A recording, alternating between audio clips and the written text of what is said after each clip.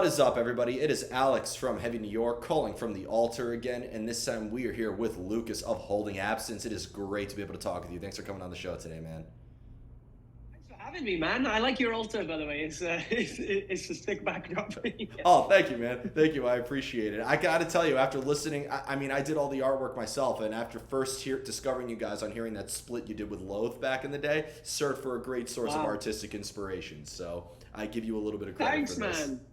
And hey, 5 years now, so that was a while ago, dude. I know it was an eternity, but goddamn, that is one of the best songs like in the whole genre I've ever heard. So, excellent work there. Thank you. Yep. Thank you. But it's so awesome to have you here because your new album, which is The Notable Art of Self-Destruction, is absolutely beautiful. I had the privilege of hearing this album, and from start to finish, it's just a real work of art. But for people who haven't heard the full-length album yet, do you feel like singles such as A Crooked Melody or Scissors or Honeymoon or False Dawn is like a good representation of this whole album, or is that just scratching the surface of what's to come? Yeah, I think it's a tough one, honestly, because we're very much an album band. We're very proud of the long art form of creating an album. And I actually think some bands can release one song and that will symbolize the whole album, it'll almost speak for the album.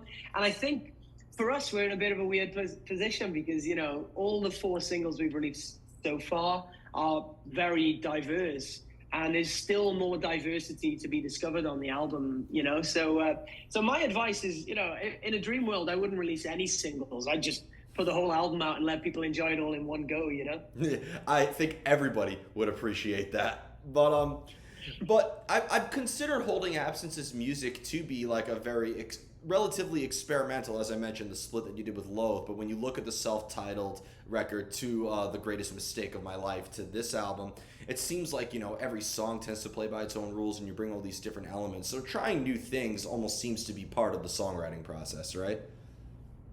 Yeah, for sure, but then at the same time, we always try and make sure that it's, still palatable and still cohesive with the rest of our catalog. So I think the goal for us has always been, here's one kind of post, and here's another post, and how far can we kind of separate them, and like, for example, with this album, we've released Honeymoon and Scissors, and they're just totally different bands almost. Absolutely. And it shocks a lot of people and keeps them keeps them in suspense. Does it ever start off with a preconceived vision in a way, or is it a very roll of the dice songwriting process? I think it's preconceived for the most part. Yeah, we're always trying to, it's kind of like, I don't know, trying to shoot an arrow or whatever. You've got a target, but at the same time, sometimes you'll go a bit further ahead, sometimes you'll go a bit short, and and there's no wrong.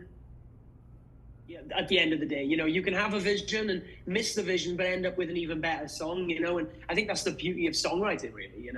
Of course it is, and also too with the album title. And I normally strain away from asking what does the record name mean, but The Notable Art of Self-Destruction, is this like a title that's maybe rooted in experience, or maybe through you or your bandmates' experiences with the art of self-destruction in a way, or is it like very analytical, where you're looking at other people's stories that were either very inspiring or very dark that maybe served as a source of inspiration for the title? Yeah, so this album is very autobiographical. I actually think it's probably my most personal work in terms of lyricism and stuff. But yeah, the title, The Noble Art of Self-Destruction, it comes more from, the idea that we as people need to lose parts of ourselves sometimes in a good way to grow almost. And it's very inspired by, Michelangelo's David, the marble bust, and the idea that, you have to be kind of destroyed to be created in a better way almost. So when I think of self-destruction in the album's terms, it's quite different from the idea of self-destruction as in like taking, just drinking and partying or whatever, you know what I mean? So there's a far more nuanced kind of idea underneath it all. Absolutely, because it's not about like the situations that we face that define us, it's how we overcome the situation. So sometimes self-destruction is almost doing nothing as well. Yeah, for sure, man. And I think, Yeah, that's a really, really good point. And I think this album speaks to a lot of different things as well. So it's not just one narrative. There's a lot to be interpreted, I think. Yeah. Being that this is your most autobiographical, as you stated, does this resonate with you more than if you were to play a self-titled or The Greatest Mistake of My Life song? Is it almost like, does it resonate with you, or do you channel a different energy into that? Yeah, for sure. I think, as an artist, you'll always find your most recent work to be the most relatable thing you've ever done almost. But, I just think we're getting better every album, to be truthful. And I think, I'm not under any illusions. I know some bands will, say our new album's the best album we've ever released, and it is just not, you know what I mean? And I never want to be that band who's almost in denial. I truthfully think that everything we've written has gotten better and more personal and more relatable. And I hope that trend continues. Well, I was gonna ask too, because The Greatest Mistake of My Life is also like that sounds like a very autobiographical title as well, with the perspective that it's told from. So does this also maybe have any relation to it? Is Notable Art maybe almost kind of like the sequel in a way? Kind of, yeah. I think not conceptually though. That's the greatest mistake of my life was actually kind of like you said earlier. About it feeling like a collection of tales about different people. The greatest mistake definitely felt more like that to me. It was a bit less autobiographical and a bit more conceptual, and looking at things like grief and death and loss, and things that I'm fortunate that I haven't experienced insane amounts of in my life, but almost things that I'm looking through the glass at and trying to contextualize. Whereas with this is like I'm on the inside looking out rather than the outside looking in, for a change. Well, also, in between the last album and this album, you also released the Lost and the Longing EP. And was that at all maybe kind of like meant to represent the bridge in a way? I use video game terms where I always called EPs the side quests in a band's catalog. Okay, yeah. Yeah, and with This Is As One, that's obviously a split with Loathe. So with this EP with a split with Alpha Wolf, was that maybe fundamentally a secular part of the Holding Absence catalog as well? Dude, that's a really good way of putting it, the side quest thing, because I that's how I view it, to be honest. When you look at our band, you've got the 3 albums that we've done, but then in between all of those albums, you've got the Lost and the Longing, you've got the Gravity Birdcage, like double A side that we did. This Is As One, the split with Loathe, and then Permanent and Dream of Me, which was another double A we've done. So we're always trying to keep people kind of, we're always trying to create and give people things from our band, but at the same time, I think the albums are the real like highlights and the kind of staples of our career, if that makes sense. Yeah, I've always wondered, nothing has got to be more heartbreaking than a band like putting out an EP and it like is one of the biggest things that they've ever done, but then they release like 7 full-length albums and people don't even know. It's like, oh, when are you gonna play those 5 songs off the EP? Yeah, for sure, man. And I think that's why personally I don't think we'll ever do an EP, because I just think it's more than a song, but it's not enough for an album. And I think for me, it's like, I don't know. I just feel like just write a whole album. You know what I mean? It sounds way more fun than just doing 4 songs or whatever. But if you're a band like Dream Theater or Opeth or like a prog band, you could just put 2 songs and it'll be the length of a whole album. It won't be an EP. So yeah. Well, maybe album 8 will be our prog album, so you'll have to wait a little while for that. With all the elements that you bring into Holding Absence, I wouldn't be surprised if you do that. So, well, I've been speaking a lot about, obviously album 3 is about to come out, but we're always looking to the future, So for album 4, I think we really, and a big part of the Noble Art of Self-Destruction is that we've kind of labeled it as like the 3rd in a trilogy, So we're kind of bookending the beginning of our career here. So I'm really excited for album 4, because who knows, man? Like you said, I definitely think there's a lot of scope to be more progressive and be more risky and stuff, If a album trilogy is anything like a movie trilogy, there's always like sins that you've committed in the past come back to bite you, or stuff that you didn't know are now Yeah. are now sort of like revelations. So, are we gonna maybe like discover things about the debut self-titled in a way that maybe we didn't hear before? Like, are we gonna get like maybe like a segment from a track like a Shadow or a Godsend or something? I wish I was that smart, to be honest. I think I should have maybe been a bit more self-referential, perhaps. But who knows, though? The big, I don't know, Darth Maul might come back, for the final boss fight. Who knows? Yeah, you still got to play songs off of the first two albums, because I think Purge and Wilt and Here Forever are like fantastic tracks. So don't forget those, please. Thank you, man. Yeah, and I think for us, it's always very important that we respect every song we've ever written. I think too many bands are quick to almost hate the things that they did the earliest or whatever. And I think at the end of the day, if you write with intention and you write with like just a clear kind of conscience and a real purpose, there's no need to hate your own music, right? You know what I mean? So I will say, though, obviously we'll be playing the new songs a lot more than the old ones, but I don't think any song is ever off the table forever. I appreciate you saying that.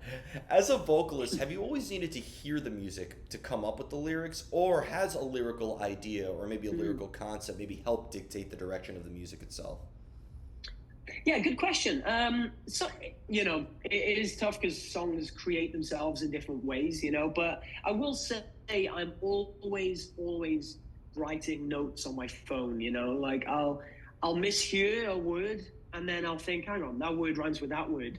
What sentence can I make with these two random words? You know what I mean? Or I'll read something in a comic, or I'll hear something on the TV or whatever, and or I'll just find a new word that I think is cool, And a lot of my lyricism is actually like, I almost view it as like kind of making a mosaic, because it's like I've got all these different parts from the last 7 or 8 years of jotting down my ideas. How can I glue them together to make a beautiful sentence? Do you want the lyrics to be open to interpretation? Because your lyrics are very thought provoking. Like, I also even think, just from talking to you, I could just tell that there's a lot of thought and a lot of majesty translated into your lyrics. So, do you maybe want to try to get the listener just as engaged in the meaning as the music itself? Yeah, I think it's tough because you never want to tell somebody that they can't relate to a song, if that makes sense. So if I don't know, we released a song called "Dream of Me" back, the second song we ever put out, and it was about like a relationship ending. It was very generic, and then like quite a lot of people came forward and said this song actually helped me grieve, a lost loved one. And then I realized actually a lot of the lyrics can be interpreted as grief rather than just losing a loved one, right? And it's like, I realized in that moment that it was like, it's not up to me what my songs mean to other people.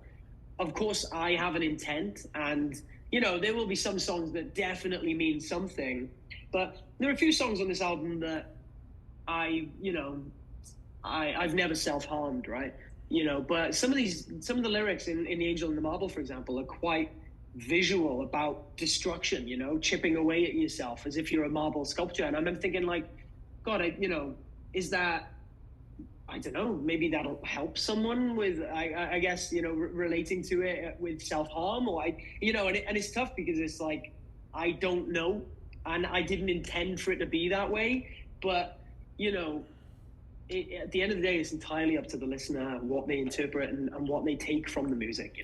Do you feel that maybe another person's interpretation of it could maybe add another layer of meaning or add another layer of context to the material?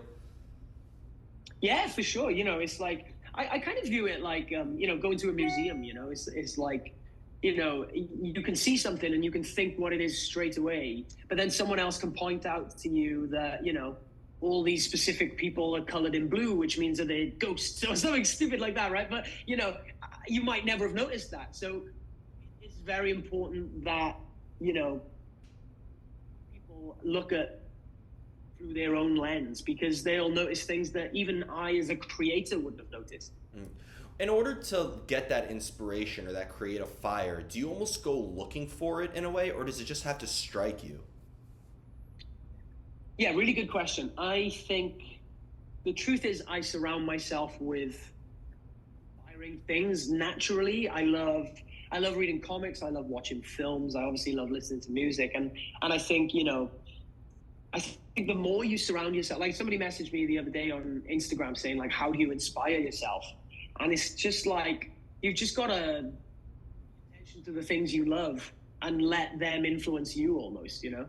I'd imagine inspiration strikes is sometimes the most inconvenient times as well, right? Yeah, yeah. I've got voice memos of me just going like into my my phone because I've come up with a beat or something and I'm in a toilet in a restaurant, you know what I mean? But I think yeah, it's important to always be creatively, always be on the clock. I think Yeah. always be looking out for more art, you know. I have a theory that maybe in 100 years from now, when we have like a futuristic rock and roll Hall of Fame, they're just gonna leave like the artists' phones on a pedestal to listen to all those voice memos that they recorded. Well, honestly, sometimes I think to myself, it's a shame.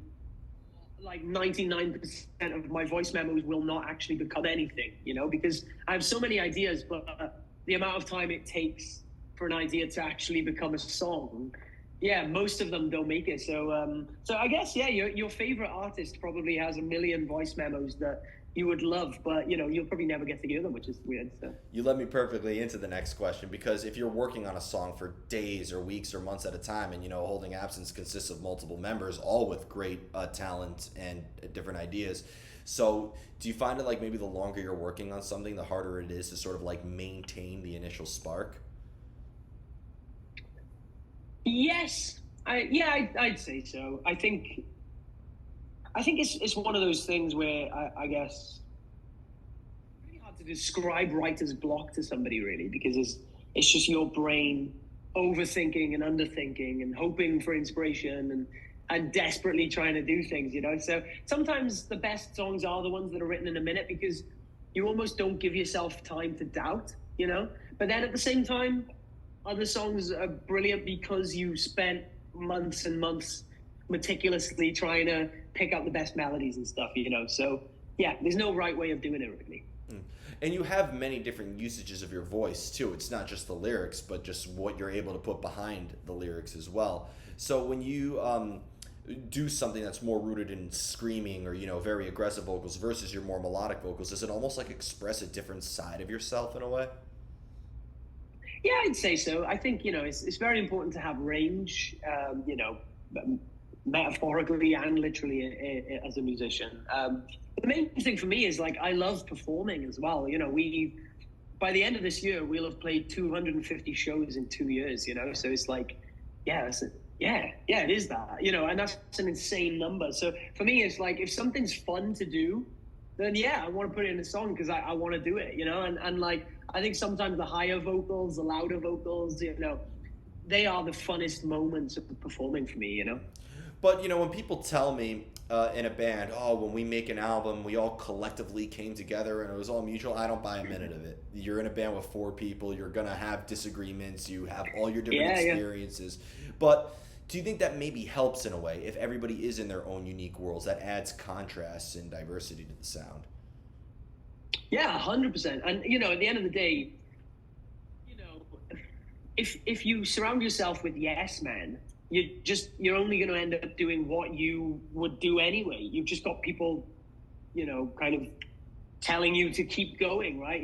But if you surround yourself with people who will be constructive and offer insight, you'll reach places that you never could on your own. And I think no person is better than the sum of five people. No one person should just do like everybody's allowed to do whatever they want, but if I sat at a computer and just said I want to do this, I'm going to do this, there's no way that song would be better than if I'd sat down with my friends and I bounced ideas back and forth.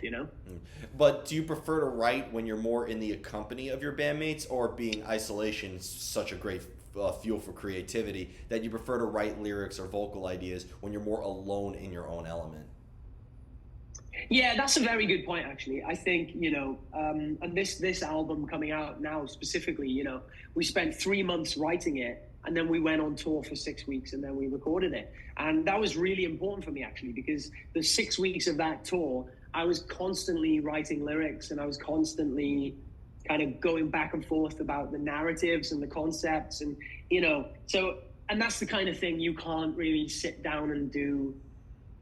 Well, at least I think the idea of my band is that, like, it's my voice and my story, right? So yes, we're a unified force, but there's only one person at the front of it, and you're relating to. So I think a big part of our band is me having time on my own to kind of lyrics and ideas, but then also us coming together and creating the music that accompanies it. And how do you know when you're finished with a song? Man, I always say this. There's a theory, that a painting is never finished. Yeah. You can always add an extra like bit of shade in, or you can always. But so yeah, that's a tough one because I think sometimes you just got to follow your gut and say, I think this is good enough, and I think good enough is the best you can ask for, actually. Yeah. So sometimes just if you think it's good enough, then let it sit, because you might actually make it worse, But I think that's what a good thing about maybe going to a studio. I think, these days people record albums in their bedrooms, But if you go to a studio, you've got a month, and whatever you come out with is what you've got. And I think that is actually quite a cool way of almost forcing you to stop adding brush strokes to the painting. I was interviewing Brendan Small from Death Clock the other day, and he told me a story. I can't believe I didn't learn this in art history class, because it would have been my favorite story ever. But an artist in France, I forgot his name, was arrested at the Louvre because he broke into the Louvre to try to fix one of his own paintings that were hanging in there. No way! Yeah. That's so cool. That's really interesting. Yeah, so... the stories like that are always the best. So you better know when it's done, so you don't run into a situation like that. Yeah. When it comes to playing live, I've yet to see Holding Absence live, and I hope that changes very soon. But when it comes to playing live, is there a similar energy that's channeled into playing live as you do when you're songwriting, or are they two completely separate arts altogether?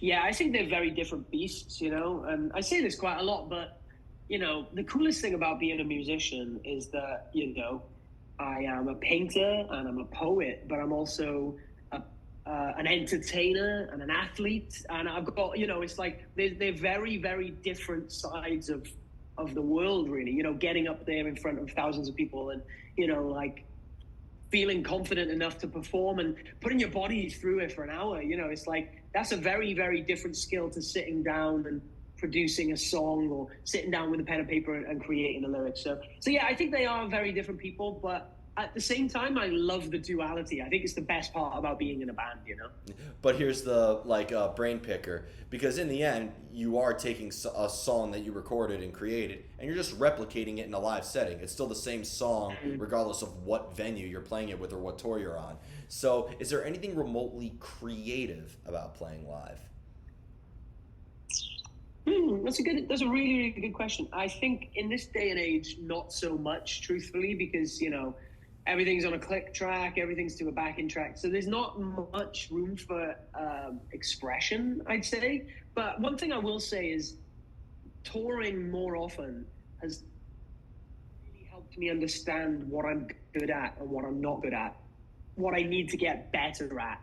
So it's a different type of creativity, I think, but it's almost like learning best skill set, so that when you get home and you create, you know what to do rather than just kind of shooting in the dark, I guess, Yeah, absolutely. And I also imagine too, with every album you put out, it gets harder to put a set list together too, right? Yeah, very much so. Yeah. So I'm excited for this new album now, where we've got 40 songs that we have to try and pick a set list out of, Well, when you come to the U.S., it's easy. You'll just play all 40 of them. Okay. Yeah. Deal. Yeah. Don't worry about going over set time. Don't worry about that. I know the staff at Gramercy Theater. If you play there, I'll put in a good word with the nice, venues. Dude. I think we play Gramercy in September, I think. This past September? No, coming. I'm pretty sure we're doing Senses Fail. Oh, in really? September. Yeah. But pretty sure we're playing Gramercy, so please come down if you're free. Census Fail. We're That's playing 40 songs. yeah, but Census Fail though. Gramercy Theater is a 500 cap venue, so I don't think it's going to be there. It's not, man. Where did we? Irving Oh, we were Plaza. maybe supposed to play at Irving Plaza, is the one we're playing. But we were supposed to play. Oh, I think we did play Gramercy with Daysseeker, perhaps, or something. That venue name is entrenched in my head for some reason, though. Gramercy and Irving Plaza are walking distance from each other. In fact, I live 4 blocks from there now, so. Cool. Okay. Oh man, I'm so jealous. This is the best city in the world. Yeah, so. it's so easy to do in-person interviews too. It's a tour manager's dream. But the but the final question I wanted to ask about playing live is, because it's not just singing, but you have to interact with the crowd, and you have to maintain a stage presence. Is that something you could really practice in a way? Nah, I literally had this conversation with somebody the other day. I have this theory where it's really important to fail with it. As we do things, we get better at them. That's just supernatural. But if you played to 1,000 people for your first show, I think that's a recipe for destruction. Because you're not ready to play for that many people. You know what I mean? So it's one of those things where, like, over time, you kind of get better at what you're doing. But then even now, we've been really fortunate enough to do a tour with Electric Callboy in Europe. And some of those venues were like, oh my God, some of them were like 10, 15,000 people. And you cannot practice that without doing it. Do you know what I mean? You've just got to do it. That is the practice, So I feel like I might have strayed away from your original question. No, you didn't. You answered it perfectly. You answered it perfectly. Okay, but I think you also brought up a good point, because you toured with Electric Callboy, which I don't know what the hell you call that band, but those guys are subhuman anyway. So, but like, you're touring with Census Fail, which, again, people can appreciate both bands as I do, but they also have different fan bases. They came around different times and all that. So do you think that maybe you adjust your set, or maybe how you play, depending on like the tour package that you're on as well? 100%. I actually think that's one of our greatest skills, is that we have the humility to tailor for a show. I think some bands will go in there and they'll go, we only play the songs we like, and if they don't like us, then screw them. You know what I mean? But I think our band has such range that I actually think it's important that we approach people the right way. So if we're touring with a band like Electric Callboy, then we're going to play more of our upbeat, fun songs. And if we do a tour with, I guess Census Fail, then maybe we'll do some of our heavier songs. You know what I mean? So it's like, it's one of those things where we're always thinking about how best to win over a crowd, I guess. Yeah, I call those chameleon sets, because some people would say, you should just be yourself. In fact, even be the heaviest band on the bill, which, being the heaviest band on the bill, if you're touring with like, I don't know, a radio rock band, like if you were to tour with like Set It Off, for example, right? Total pop punk. Yeah. Total pop punk. Be the heaviest band on the bill. Nobody will forget who you are. Or you could adjust it to sort of cater to that audience, and you'll have everybody jumping up and down to it. Either way, a reaction like this, or a reaction, where everybody's going out, is a good type of reaction. Yeah, dude, I think that's the best way of putting it, is any reaction is a good reaction, And I think more than anything, though, as long as your show is fun for the right reasons, like we encourage people to mosh and circle pit and when we're playing with heavier bands, because we know those people are there to have fun like that. And like you said, if we were to do a tour with Set It Off, which I think we would smash, to be honest, I would just make sure that we did a little bit less of the circle pits and a little bit more of the jumping and the clapping, and as long as people are having fun, mission accomplished. So damn right. But fun isn't very metal, unless it's black metal. Then everybody has to be miserable. Yeah, I think. Yeah, maybe we don't tour with the black metal band purely for that. But I've gone to hundreds of black metal shows and doom metal shows, hundreds of them. Not once did I hear the front man say, "Y'all having a good time out there?" Because so. Like, oh man, so yeah, very much not the vibrant, is it? Yep, very much are what they create. So before we go, I want to thank you so much for your time, and most of all, thank you for another fantastic album. Is there just anything else with Holding Absence you'd like to promote with the release of The Notable Art of Self-Destruction, in terms of upcoming tours, or what else we could be expecting, if you're allowed to say at this time, of course?